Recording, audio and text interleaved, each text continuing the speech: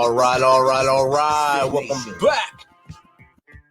If you're a veteran and you're struggling or feel like you are leading a path towards the darkness, stop and think about those who are around you.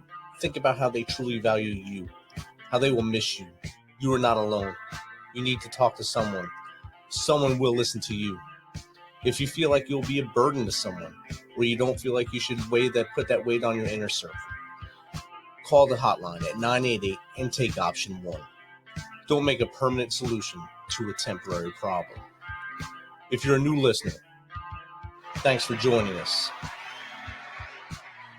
Please subscribe to our show on your favorite podcast apps. And don't forget to subscribe to our YouTube channel at _MisFitNation. It's _MisFitNation. This will keep you up to date with our latest news, episodes, and of course, our great guests. Our next guest is a veteran of the British Army and has now moved on to his next chapter in life, where he spends a lot of his time podcasting and vlogging. He's an advocate for veterans in Britain and a great voice on podcasts. So without further ado, let's welcome Tim Heale to the Misfit Nation. Welcome, Tim. Hey, thanks, Rich. Thanks for having me. Looking forward to it. Oh, it's great to be able to connect across the pond like this, especially with a fellow Army veteran, even though you were on the other side of the pond with the British Army. I was with the U.S. Army.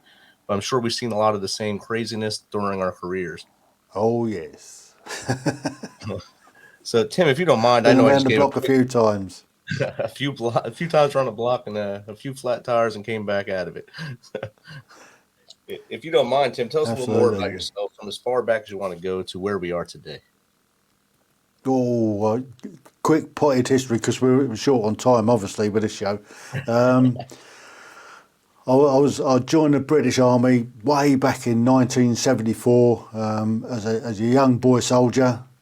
I did my first posting was into Germany. I went to Munster in Germany and had just over a year there before we came back to the UK. And in the UK, I did my first tour of Northern Ireland. Saw my first dead body in Northern Ireland. And got into an awful lot of rucks with the IRA and the Protestants, and everybody was against us over there. I mean, it's a great training ground, but and I did several other tours of Northern Ireland in my career. And then in the later years, when I left the regular service, I joined the reserves, and from the reserves I went full-time reserve. You couldn't make it up, so I ended up doing effectively a double career, and I did altogether 44 years under the colours. Oh, wow. I spent 10 years in psychological operations and 7 operational tours.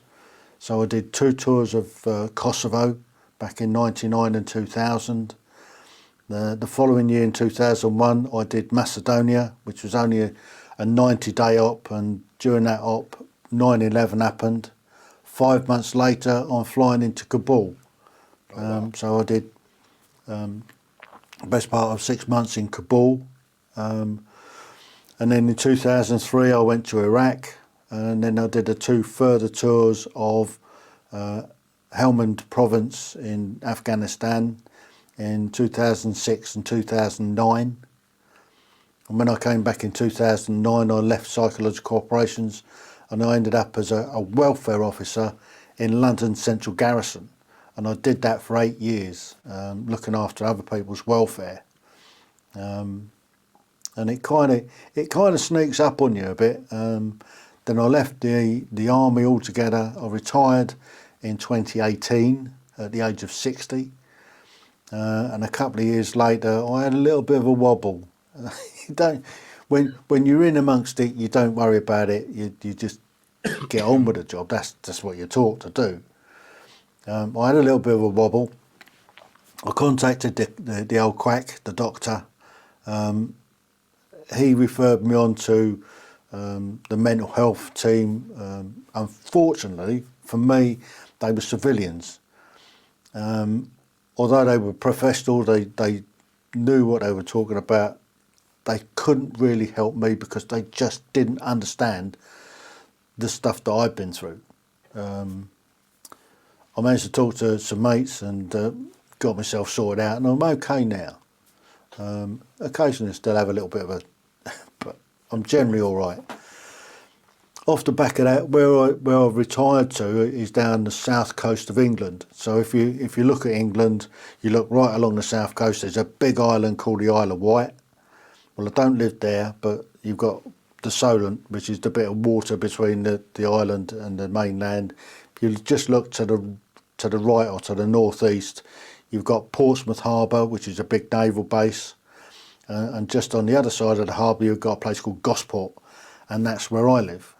Gosport is famous for being one of the main embarkation beaches for D-Day, the 6th of June. So that's where most of the troops set off from, was Gosport, and they were billeted around the Gosport area.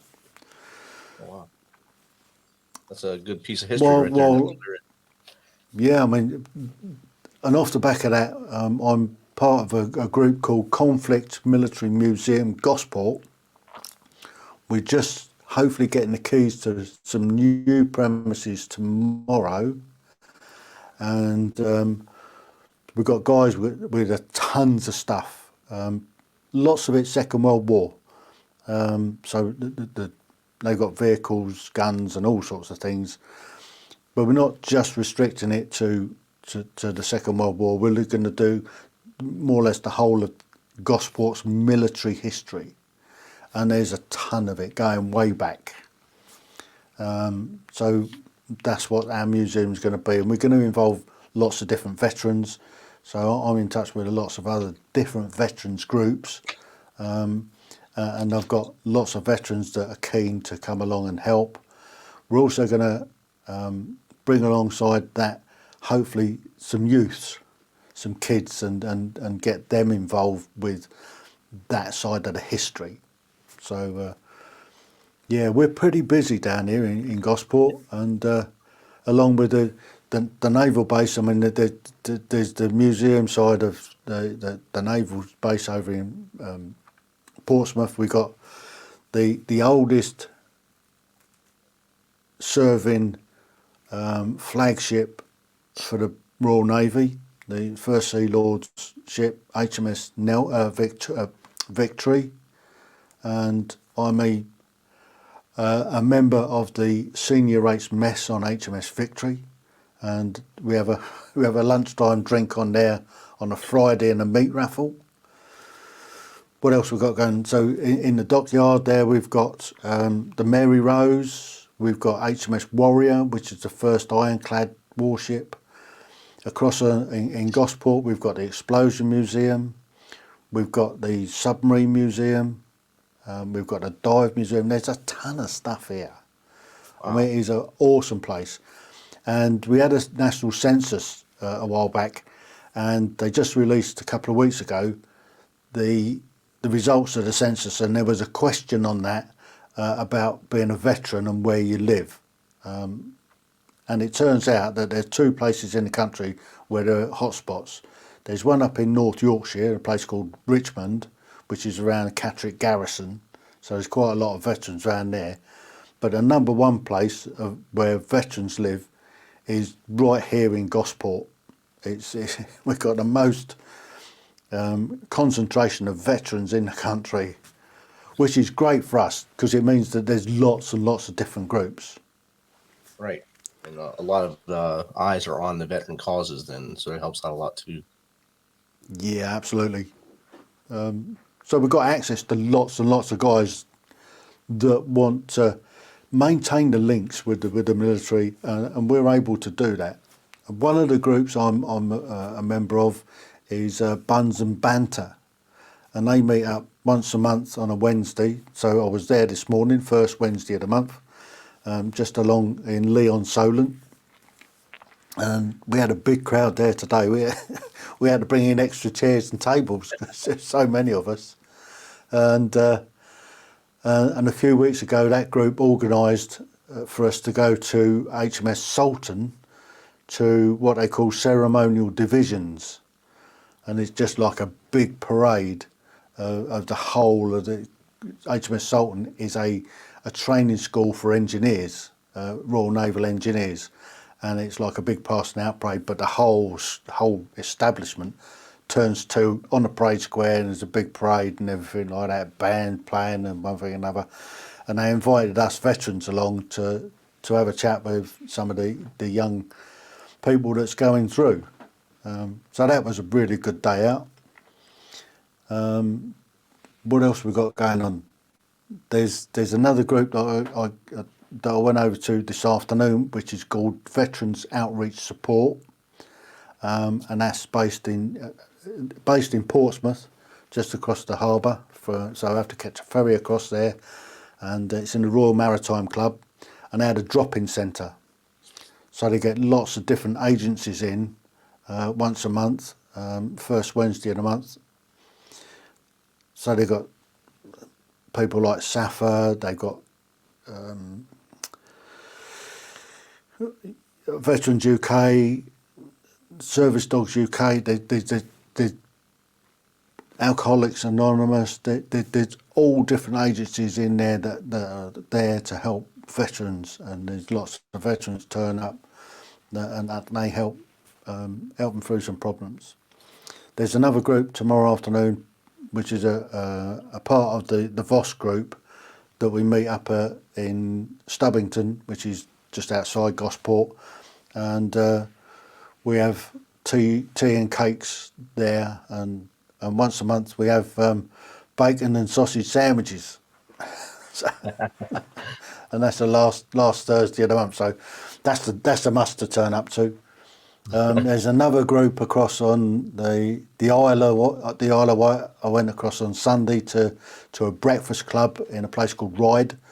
So I had to get 2 ferries across to get there. So I got the Gosport ferry and then the ferry from Portsmouth to Ryde, and then and I went up and had a fat boys breakfast on a Sunday morning, and then come back on the 2 ferries.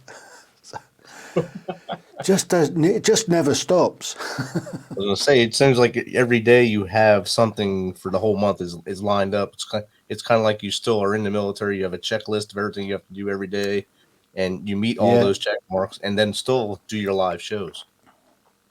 Absolutely. So I'll do a live show on a Tuesday evening, which goes out at 8 o'clock Greenwich Mean Time, and it's a quiz. So I'm on for an hour, and we do about 25 questions. We have about 10 fun facts. So it's me just spouting off for an hour, running through these questions, giving the answers, interacting with the people that's joining in.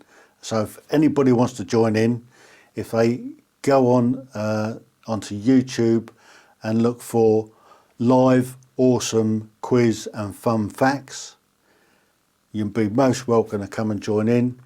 It's like a general knowledge, but they're fairly easy. Fairly easy questions. We've got a dressing for the quiz. And then on a Thursday evening at 7 o'clock Greenwich Mean Time, I do another live show which is called Everyday Conversations Regarding Mental Health, and we cover lots of different topics around the mental health. We try and focus mainly towards veterans, but we don't just limit it to veterans.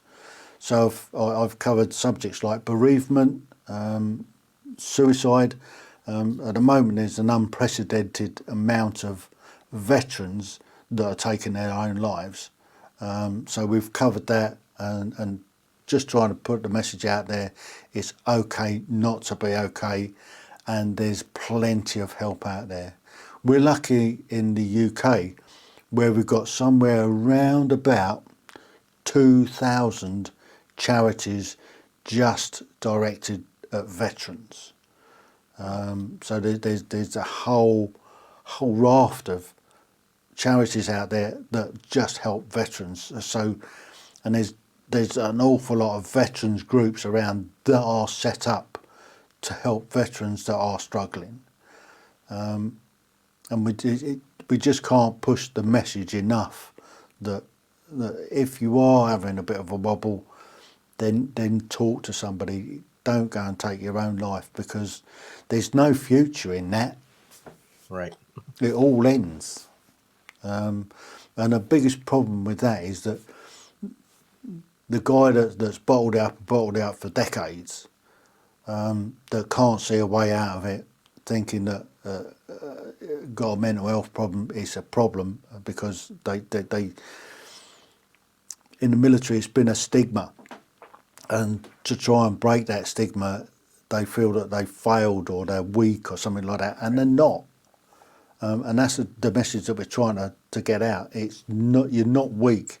Anybody and everybody can suffer from a condition, a mental health condition, where they don't feel right in themselves, and it's okay not to be okay. And if you can seek that help, great. Don't go off and top yourself, because you leave behind such a problem. You might have solved your problem, got out, but you leave an awful lot of pain for people. Yes. And it's not great. My best mate took his own life back in 2005, and it's a real struggle at getting over it. Yeah. It's not a fun thing to go through. I'm sure when your best mate did that, it brought the darkness to you and probably everyone that knew him. Yeah. It took probably a long time to climb back out of that. Yeah, the problem is he left two kids behind.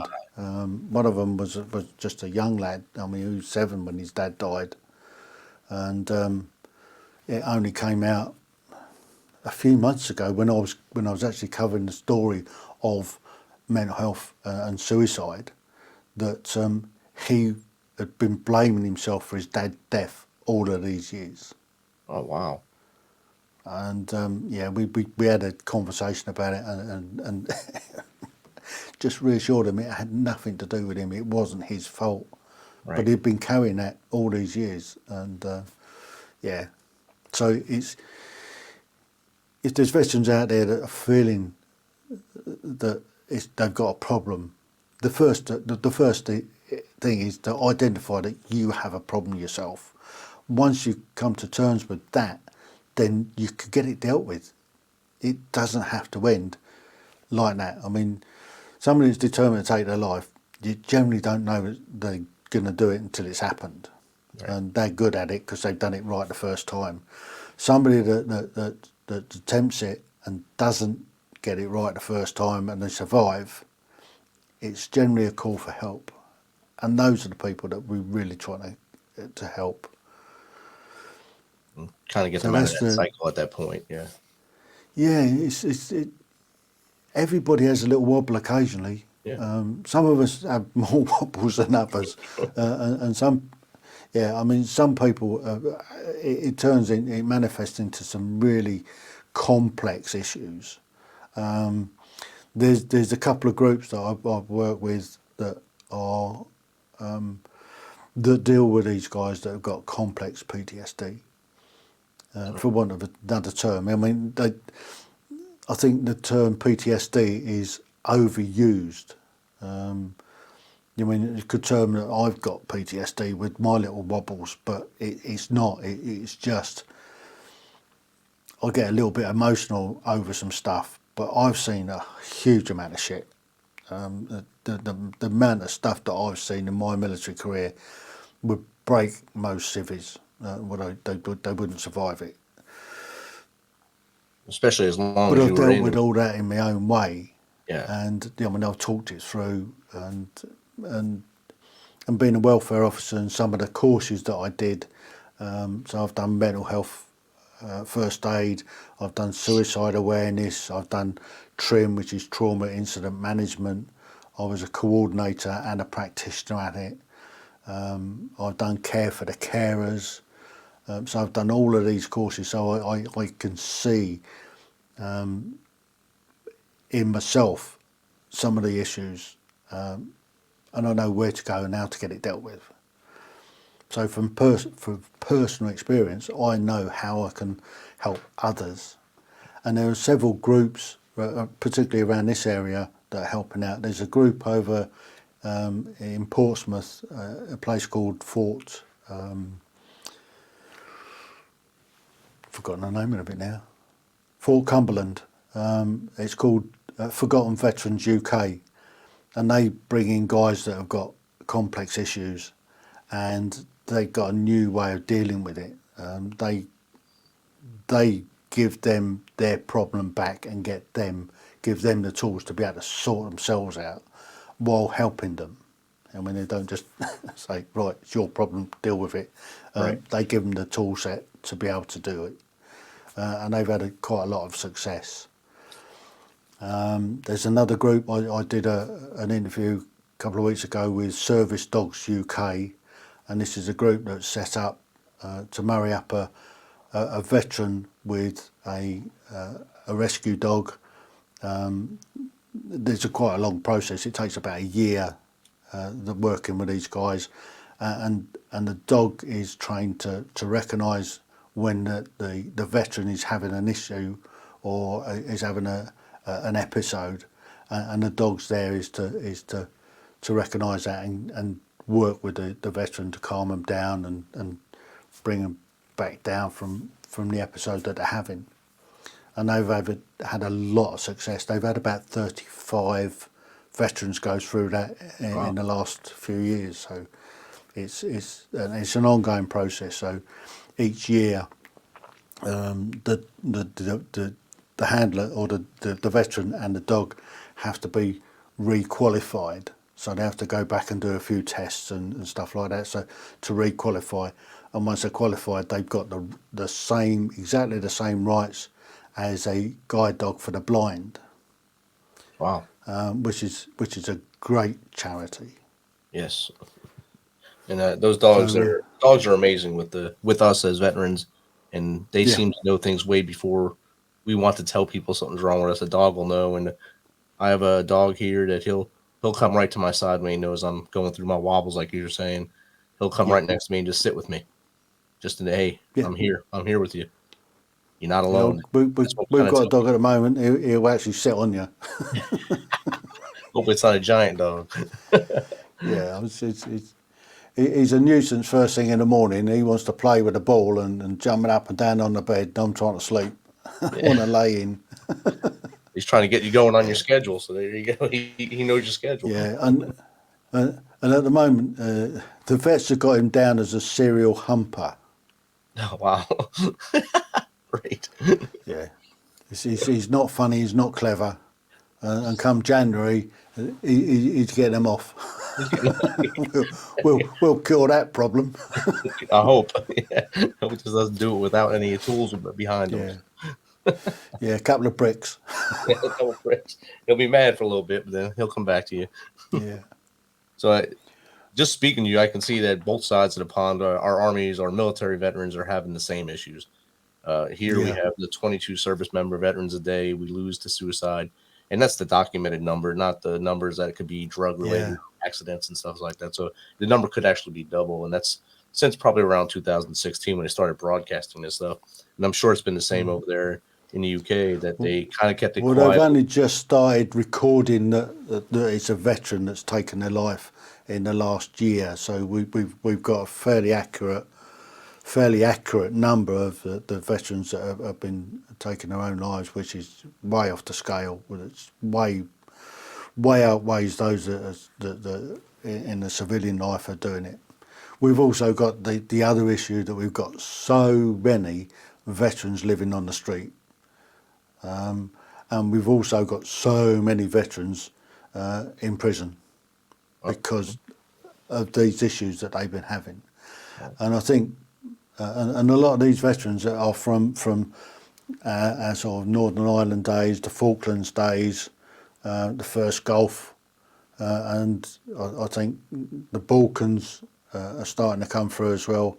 And I think we've got a tsunami coming with Iraq and Afghan veterans. I think we're going to see an awful lot of problems coming down our road. And the problem is that in this country, the budgets just get cut. People don't want to go into mental health support, so it's left up to to service charities. The government keep cutting budgets left, right, and Chelsea. I mean, this country we've got such big debt. It's unbelievable the amount of debt that we're in for, and a lot of that is down to the pandemic and what we went through with that. And it's not great at the moment, and they keep taxing my pension, which really gives me the hump. Yeah, they get you twice there. They got you for service all those years, and then they're taking it back on the back end. So that's not fun. Yeah, takes the fun out of it a bit. Yes. We talked a little bit about your book, your collaboration book with the Podmatch book. If you want to plug that here, that'd be great. I think I had one of your fellow authors, Michael Harris, is who I had on here. There's the books. There it is. Podmatch Guest Mastery and Podmatch Host Mastery, and I was in the host one, that one. Yeah. So I helped collaborate on that. There's all the guys that have collaborated, and these are all people that have been in the top 10 in each of the host or the guest with Podmatch. The guys from Podmatch are actually coming over to London next May to the London podcast show, and I'm going to be going along and helping them out on the stall. Maybe I'll get to sign a few autographs. Take pictures with them. Yeah, #1 best-selling author and all that. So that's outstanding. Michael Harris was the other author from the book that I had on just a few weeks ago. So that's why when I seen your picture, I was like, "Wow, I think I just did this interview," but now I know I wasn't seeing things. Good. Well, what's not to like? Yeah, see, and you have the Christmas tree, much better background, so it's awesome. Yeah, well, it's all to do with image. Yes, it's been a great guest and a great host. Outstanding. Yeah, so Tim, how does someone get in contact with you to maybe come on your show, or like I know you like to collaborate and maybe do guest hosting? How does someone get in contact with you to do that? Dead easy. If you go onto Podmatch, search for me on there. I'm fairly easy to find. I've taken my foot off the gas slightly. I've dropped down the rankings a bit at the moment, but come the new year, I'll get back into it. I interview people and talk about their lives. So I have a basic format that I work to. Is I ask people when and where they were born. I'll ask them to describe what it was like where they grew up, the schools they went to, the education they got, and we knock that round and pull out some nuggets of information that they've long forgotten about. Then we look at their work-life history, and then we'll go on to where the conversation takes us. And there's, I think, about 150 of those episodes out there. I also guest on people's shows, like I'm doing yours, and I try and be original and different for every show that I do. So that's easy to find on YouTube. It's Tim Heale 9. So that's dead easy. There it is, Tim Heale 9. That's on YouTube, and you'll find those. On that channel, there's also the everyday conversations regarding mental health on there, and there's 1.25 hour shows every Thursday. I used to do 2-hour shows prior to that, so there's quite a few 2-hour shows. I've also split the 2-hour shows down into four half-an-hour episodes, so you can get it in bite size. And then there's the quiz channel, so awesome live, awesome quiz and fun facts. And I'm only one of about 3 people that actually do a live quiz show. So you can interact with the live quizzes, and so you see how well you do with 25 questions, and you can pop that into the chat box, and there's a prize that money just cannot buy, and I'll just leave that hanging there. Just leave it hanging there. Money just cannot buy. Outstanding. So, ladies and gentlemen, let's thank Tim Heale for coming on all the way from across the pond there. So I know it's pretty late there, probably 11, 12 o'clock at night there. Try our past 12. Well, see, I'm on my time zones aren't as good as they should be, but thank you for staying up this late, and I know you'll be up early again tomorrow to start this whole routine again, and hopefully your dog Yeah, gives you an extra half every an hour. day's a new day. Every day's victory once you wake up, so that's all we need to do. Yep. Any parting And if I words, can Tim? get out of bed, so much the better. Some days there's so much pain I can't. I end up staying in bed and popping pills, but that's a different story altogether. That'd be a whole Underneath this show. gorgeous exterior, there's an absolute train wreck going on. I think we all have those issues. Again, Tim, thanks a lot for being on. No, thank you, Rich.